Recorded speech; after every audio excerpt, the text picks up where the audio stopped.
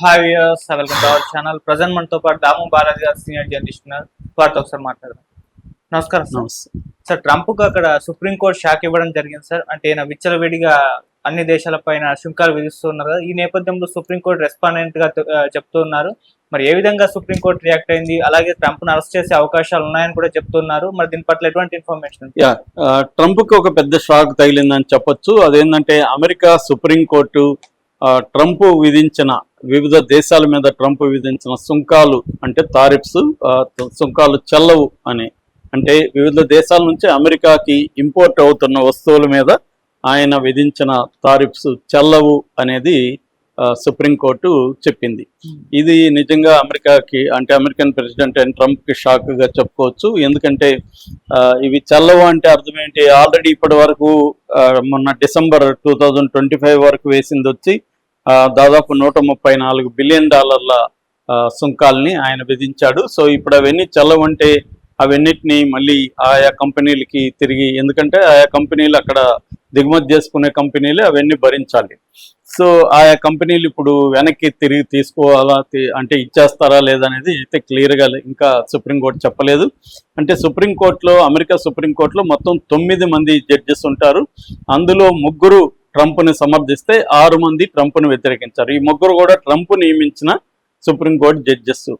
So 6 మంది అంటే majority జడ్జిలు దీన్ని కొట్టేశారు. ఇది మామూలుగా ఏ చట్టం కింద కొట్టేశారంటే అమెరికాలో IEEPA అని ఒక చట్టం ఉంటుంది. అది international emergency economic powers act అంటారు. ఈ యాక్ట్ 1977లో వచ్చింది. ఈ యాక్ట్ ప్రకారం ఇంటర్నేషనల్గా ఎకనామిక్ ఎమర్జెన్సీ పవర్స్ అనేవి అధ్యక్షుడికి ఉంటాయనేది ఇప్పటి వరకు చెప్తున్నారు. ఆ చట్టం కిందనే ట్రంప్ అనేక దేశాల మీద 10% నుంచి 145% వరకు కూడా టారిఫ్స్ వేశాడు. తన మిత్ర దేశాలైన మెక్సికో మీద 25% వేశాడు, కెనడా మీద 35% వేశాడు. ఇంకా ఇతర దేశాలు బ్రిటను, జపాను, తర్వాత European union, India, China, Malaysia, Brazil, Indonesia, Vietnam, ఇలాగా దాదాపు 50 దేశాల మీద ట్రంప్ వివిధ సుంకాల్ని విధించాడు. ఇండియా మీద కూడా రెసిప్రోకల్ టారిఫ్స్ అంటారు. రెసిప్రోకల్ టారిఫ్స్ అంటే అమెరికా నుంచి ఇండియాకి దిగుమతి అవుతున్న వస్తువుల మీద ఎంత ట్యాక్స్ ఉందో అంత ట్యాక్స్ ఇండియా నుంచి అమెరికాకి దిగుమతి అవుతున్న వస్తువుల మీద కూడా విధిస్తానని చెప్పి 25% వరకు విధించాడు. ఆ తర్వాత రష్యా నుంచి ఆయిల్ కొంటున్నాము, రష్యా నుంచి ఎవరు కూడా ఏవి కూడా కొనకూడదని ఆంక్షలు విధించారు. కాబట్టి అమెరికా కానీ యూరోపియన్ యూనియన్, సో మనం ఆంక్షల్ని ధిక్కరించి క్రూడ్ ఆయిల్ కొంటున్నాం కాబట్టి మన మీద ఇంకొక 25% వేశాడు, మొత్తం 50%. అయితే ఈ మధ్య మనకి వాళ్ళకి ట్రేడ్ డీల్ అనేది జరిగింది. ఆ ట్రేడ్ డీల్ ప్రకారం అమెరికా నుంచి ఇండియాకి వచ్చే వస్తువుల మీద 0 ట్యాక్స్, 0 తారిఫ్. ఇండియా నుంచి అమెరికాకి వెళ్తున్న వాటి మీద 18% తారిఫ్ అనేది ఇప్పటి వరకు ఉన్న సమాచారం. సో ఈ నేపథ్యంలో ఇప్పుడు ట్రంప్ టారిఫ్స్లను వేసే అధికారం లేదు. ఎందుకంటే కాంగ్రెస్ అనుమతి ఉండాలి. కాంగ్రెస్ అంటే మన పార్లమెంట్ లాగా అమెరికాలో కాంగ్రెస్ అంటారు. ఆ కాంగ్రెస్ అనుమతి ఉండాలి. కాంగ్రెస్ అనుమతి లేకుండా రాజ్యాంగ పరంగా ఈయన ఇటువంటి డెసిషన్ ఎగ్జిక్యూటివ్ బాడీకి లేదు, టారిఫ్స్ వేసే డెసిషన్ లేదు అనేది సుప్రీంకోర్టులో 6 మంది ప్రధాన జడ్జిలు తేల్చారు. అయితే మిగతా 3లో బ్రెట్ కవనాఫ్ అని ఆయన, జస్టిస్ బ్రెట్ కవనాఫ్ ట్రంప్కి అనుకూలంగా ఆయన 3 తరపున ఆయన మాట్లాడాడు. ఇది వేయడం తప్పు కాదు, అవి తగ్గాయి కూడా. ఫర్ ఎగ్జాంపుల్ భారత్కి మొదట్లో 50% వేసి ఇప్పుడు 18% తగ్గించారు. ఇలాంటివి కూడా ఆయన కోట్ చేశాడు. సో ఏదేమైనా ఇప్పుడైతే ట్రంప్ వేయడానికి లేదన్నాడు. కానీ ట్రంప్ దీన్ని రిజెక్ట్ చేస్తున్నాడు. రిజెక్ట్ చేసి ఒక రకంగా సుప్రీంకోర్టు జడ్జిల్ని చాలా తీవ్ర అవమానకరంగా మాట్లాడాడు. వాళ్ళు డెమోక్రాట్లు నియమించిన రాడికల్ లెఫ్ట్ ల్యాబ్ డాగ్స్ అని పిలిచాడు వాళ్ళని. వాళ్ళు షేమ్గా ఫీల్ అవ్వాలి, వాళ్ళకి ధైర్యం లేదు, ఈ దేశం కోసం వాళ్ళు టారిఫ్స్ని పెంచడానికి ధైర్యం చేయట్లేదు, వాళ్ళు పిరికి వాళ్ళు అని కూడా చెప్పాడు. మళ్ళీ నాకు ప్లాన్ బి ఉందని చెప్పాడు. దాని తర్వాత అడ్జస్ట్మెంట్ ప్రాసెస్ స్టార్ట్ అవుతుందని చెప్పాడు. అదే కాకుండా it is my great honour to add 10% global tariff, అంటే ఇంకా ఒక 10% యాడ్ చేస్తాను, నన్ను ఎవడేం చేసుకుంటాడో చేసుకోండి అన్నట్టుగా ఆయన అర్జెంటుగా మళ్ళీ ఒక ఎగ్జిక్యూటివ్ ఆర్డర్ రిలీజ్ చేశాడు. అందులో ప్రపంచ దేశాలన్నిటి మీద 10% ఆల్ దేశాల మీద. ఇప్పుడు మన దేశం మీద కూడా 18% ఆల్రెడీ ఉంది.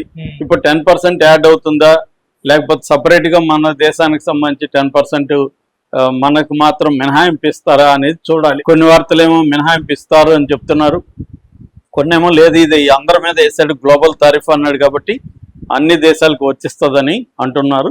ఇవి కొన్ని 2-3 రోజుల్లో క్లారిటీ వచ్చే అవకాశం ఉంది. అంటే మన దేశం మీద ఆల్రెడీ 18% ఉంది, ఇప్పుడు ఈ 10 కూడా యాడ్ అయితే మళ్ళీ 28% అవుతుంది. సో క్లియర్గా ఆయన్ని అడిగినప్పుడు భారత్ మీద ఇదే ప్రభావం అంటే భారత్కి అమెరికాకి మధ్య ఏం ప్రభావం ఉండదు అని చెప్పాడు. సో ఓవరాల్గా ట్రంప్ కి ఒక ఎదురు దెబ్బ అయితే తగిలిందని చెప్పొచ్చు సుప్రీంకోర్టు దీనిలో. అందుకనే ఇది అమెరికా కంపెనీలన్నీ కూడా సుప్రీంకోర్టు తీర్పుని ఆహ్వానిస్తున్నారు.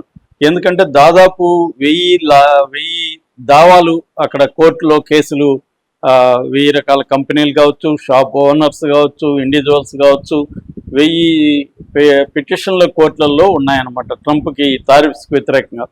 ఎందుకంటే అక్కడున్న కంపెనీలు లేకపోతే అక్కడున్న పెద్ద పెద్ద షాపులు వీళ్ళందరూ ఈ బర్డన్ని భరించాల్సిన పరిస్థితి. ఫైనల్గా అది కన్జ్యూమర్స్ మీద కూడా పడుతుంది. ఇప్పటివరకు అయితే కన్జ్యూమర్స్ మీద ఎక్కువ భారం వేయకుండా ఈ దిగుమతి చేసుకుంటున్న కంపెనీలే భరిస్తున్నాయని చెబుతున్నారు. అయితే అది మెల్లమెల్లగా వాళ్ళే ఎంతకాలం భరిస్తారు, అది మెల్లగా కన్జ్యూమర్స్ మీదకి కూడా వెళ్ళే అవకాశం ఉందనేది చెప్తున్నారు. ఈ నేపథ్యంలో ఇప్పుడు ఈ కంపెనీలంతా భరిస్తున్నాయి కాబట్టి వాళ్ళందరూ కూడా ఆనందం వ్యక్తం చేస్తూ దీని పట్ల ప్రకటన ఇచ్చారు. దీనికి ప్రతిస్పందనగా అమెరికన్ స్టాక్ మార్కెట్ కూడా బ్రహ్మాండంగా స్పందించి నిన్నంతా కూడా అన్ని స్టాక్ మార్కెట్స్ మనకి బుల్లిష్ ట్రెండ్ కనబడింది. సో ఓవరాల్గా అమెరికాలో ఉండే డెమోక్రాట్స్ కావచ్చు లేకపోతే వ్యాపారవేత్తలు కావచ్చు అందరూ కూడా ఈ సుప్రీంకోర్టు నిర్ణయాన్ని స్వాగతించారు. అయితే ఇప్పుడు ఇతను ధిక్కరిస్తున్నాడు కాబట్టి ఇతను అరెస్ట్ అవుతాడు, ఎందుకంటే సుప్రీంకోర్టుని ఇతను ధిక్కరించడం అనేది కరెక్ట్ కాదు, సుప్రీంకోర్టు తన కోర్టు ధిక్కారం కింద ఇతన్ని అరెస్ట్ చేయించే అధికారం కూడా సుప్రీంకోర్టుకు ఉందనేది కూడా ఒక వాదన అయితే వినిపిస్తుంది. కానీ అదంత ఈజీ వ్యవహారం అయితే కాదు. అతను తెలుసు కాబట్టి ట్రంప్ ఆ స్థాయిలో రియాక్ట్ అయ్యాడు. అట్లాగే ట్రంప్కి ప్లాన్ బి ఏంటి అనుకున్నప్పుడు ఇంకొన్ని చట్టాలు ట్రంప్కి ప్రత్యేక అధికారాలు కట్టబెట్టాయి. గతంలో ట్రంప్ కనే కాదు అమెరికన్ అధ్యక్షులకి ప్రత్యేక అధికారాలు కాంగ్రెసే కట్టబెట్టింది కొన్ని చట్టాల ద్వారా. అందులో ఒకటి వచ్చి ట్రేడ్ యాక్ట్ 1974లో వచ్చిన ట్రేడ్ యాక్ట్ సెక్షన్ 122 ఏం చెప్తుందంటే 150 రోజుల వరకు 15% వరకు టారిఫ్ విధించవచ్చు అధ్యక్షుడు అని ఆ చట్టం చెప్తుంది. సో ఆ చట్టం కింద 15% వరకు ఆయన టారిఫ్ విధించవచ్చు. అందుకనే ఆయన 10% ఇప్పుడు విధించాడు, ఈ చట్టం కింద విధించాడు. అట్లాగే section same act trade act 1974 section 301 ప్రకారం పెనాల్టీ వేయచ్చు, టారిఫ్స్ వేయచ్చు. అంటే దేశ ఆర్థిక ప్రయోజనాల రీత్యా విదేశీ వస్తువుల మీద కంపెనీల మీద పెనాల్టీ వేసే అధికారం అధ్యక్షుడికి ఉంది, టారిఫ్స్ విధించే అధికారం కూడా ఈ సెక్షన్ కింద ఉంది. అట్లాగే ట్రేడ్ ఎక్స్పాన్షన్ యాక్ట్ 1962 ఉంది. ఈ యాక్ట్ కింద జాతీయ భద్రతకు ముప్పు వస్తుంది అనుకున్నప్పుడు విదేశీ వస్తువులను నియంత్రించవచ్చు, ఆపచ్చు, లేకపోతే వాటిని డిస్కరేజ్ చేసే విధంగా వాటి మీద ఎటువంటి చర్యలన్నా తీసుకోవచ్చు జాతీయ భద్రత అనుకున్నప్పుడు. సో ఇప్పుడు ఆయన అదే కదా చెప్తున్నాడు, జాతీయ భద్రత అనే చెప్తున్నాడు. ఒకటి ఇల్లీగల్ ఇమ్మిగ్రెంట్స్ రావడం, రెండోది ఫెంటానిల్ లాంటి డ్రగ్స్ని అమెరికాలోకి పంపించడం. సో ఈ 2 కారణాల వల్ల నేను పెంచుతున్నాను అనేది జనరల్గా ఆయన చెప్తున్నది. కాకపోతే ఇండియా మీద ఈ ఆరోపణలు లేవు. ఇండియా మీద కూడా కొంత ఇల్లీగల్ ఇమ్మిగ్రెంట్స్ మీద ఉంది, కానీ ప్రధానంగా ఇండియా మీద ఉన్నది ఏమంటే మా వస్తువులకి వాళ్ళు 100-120% వరకు ట్యాక్స్ టారిఫ్ వేస్తున్నారు, వాళ్ళ వస్తువులకు మేము 3% కంటే ఎక్కువ లేవు, అందుకనే నేను పెంచుతున్నాను అనేది ఆయన అనేక సార్లు మాట్లాడాడు. కానీ ప్రపంచవ్యాప్తంగా అతను ప్రధానమైన ఆరోపణ ఏంటంటే ఈ 2 ఇల్లీగల్ ఇమ్మిగ్రెంట్స్ అమెరికాలో ఎక్కువయ్యారు, రెండోది ఫెంటానిల్ లాంటి డ్రగ్స్ని అమెరికాలోకి తీసుకొస్తున్నారు కాబట్టి నేను వాళ్ళకి పనిష్మెంట్గా ఈ టారిఫ్స్ అనేది వేస్తున్నాను అనేది అతని logic.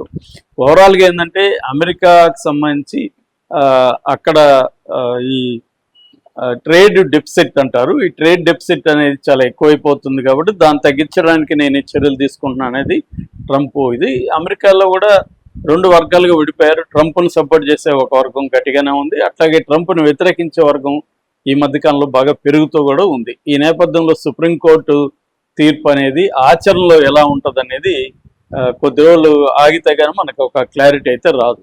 Okay sir, thank you so much.